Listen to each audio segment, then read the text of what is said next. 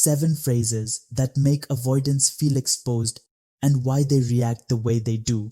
There are moments in a relationship with an avoidant person where you speak from the heart and suddenly everything changes. The warmth disappears, the energy shifts, and you feel them emotionally vanish. What happened? It often comes down to a few words, simple, honest phrases that make avoidants feel exposed, vulnerable, and seen in ways they're not prepared for.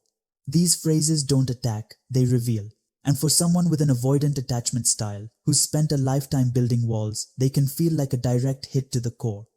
In this video, we're going to explore 7 phrases that tend to make avoidants feel emotionally stripped bare. And most importantly, we'll break down why these moments feel so uncomfortable for them and what their reactions reveal about the fears they don't know how to name. Let's begin with the first phrase. I really feel connected to you right now. You'd think this would bring closeness, but not to someone avoidant. For them, connection isn't just emotional, it's risky. It suggests that they're being pulled into something deeper, maybe something they won't be able to control. So when you express how emotionally bonded you feel, it can make them panic inside. They may smile politely or nod, but you'll often sense them becoming distant shortly after. This isn't rejection, it's fear. Emotional closeness for them is like walking a tightrope over a pit of vulnerability. It is too much exposure, too fast. The second phrase is, why do you shut down when I open up to you? This one makes an avoidant feel like their mask has slipped. They spend so much time trying to appear calm, cool, and in control that being seen in their retreat behavior feels deeply uncomfortable. Asking this question tells them you're paying attention. You see their emotional pattern, and when that pattern is confronted, they often don't have the tools to respond. They might get defensive, dodge the topic, or even go silent, but inside, they're reeling. You've just made them realize that their emotional exit door is being noticed, and that scares them more than they'll admit. Now comes the third phrase. I don't need you to fix anything. I just want you to be here with me. Avoidants aren't used to sitting with emotion, either their own or anyone else's. They'd rather solve problems than feel them. So when you invite them to just be present, without needing to do anything, it stirs up discomfort. Stillness and presence mean facing feelings, and for many avoidants, that's unfamiliar territory. They may say they don't understand what you mean, or claim they're trying to help in their own way. But the truth is, they feel helpless in emotional spaces. Being asked to stay emotionally grounded feels like being asked to stand in a fire with no escape. The fourth phrase is powerful and painful. It hurts me when you keep me at a distance. You're not accusing, you're expressing your pain. But that expression pierces through their emotional armor. Why? Because they often know, deep down, that they create space to protect themselves. But seeing that it hurts, you brings guilt they don't know how to carry. And guilt for an avoidant doesn't lead to repair. It leads to retreat. Their instinct is often to pull away more, not out of cruelty, but as a misguided way of protecting both of you from more pain. But inside, that phrase echoes. They just don't show it.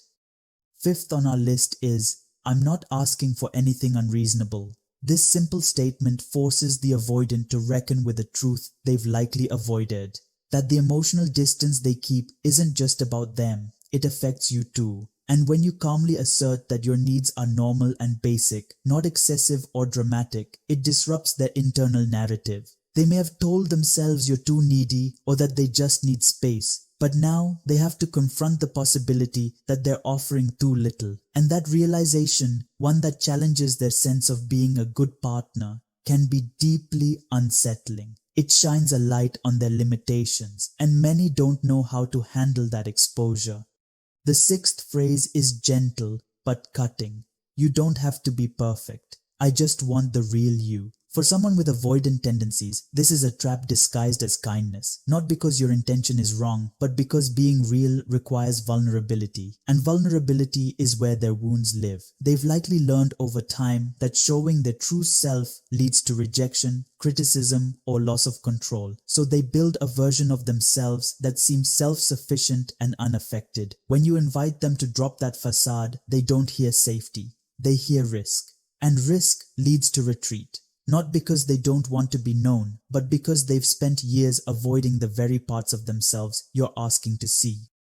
And the seventh phrase, perhaps the most defining of all, is, I'm stepping away, not out of anger, but because I need to protect my peace. This isn't an ultimatum. It's not said in bitterness. It's clarity. And that clarity hits the avoidant in a place they don't expect.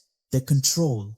You're not chasing, begging, or reacting. You're simply stating that you matter too. This removes their ability to stay emotionally distant while keeping you around. You are reclaiming your boundaries, and in doing so, you break the pattern.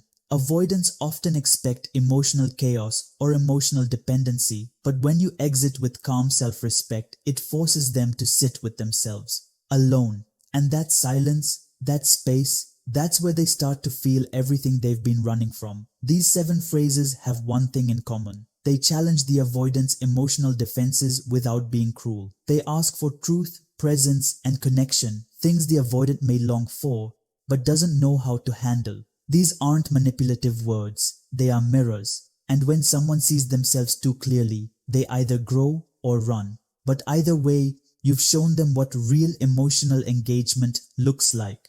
If you're someone who has loved an avoidant or been tangled in that push-pull dynamic, you know how exhausting it is to tiptoe around the truth. You learn to suppress your own needs just to keep the peace. But that's not love. It's self-abandonment. And these phrases, while sometimes risky to say, are steps back into your own self-worth. They may not change the avoidant, but they will change you. They will remind you that your needs are not too much, your truth is not a threat, and that the right kind of love will never require you to stay silent in your own story. So, if you've ever felt like you're walking on eggshells around someone who shuts down the moment things get real, just remember this. It's not your job to rescue someone from their own emotional walls. Your job is to stay true to your own needs, your own boundaries, and your own heart. Speaking your truth may make them uncomfortable, but hiding it will destroy you slowly. And at some point, you have to choose peace over potential.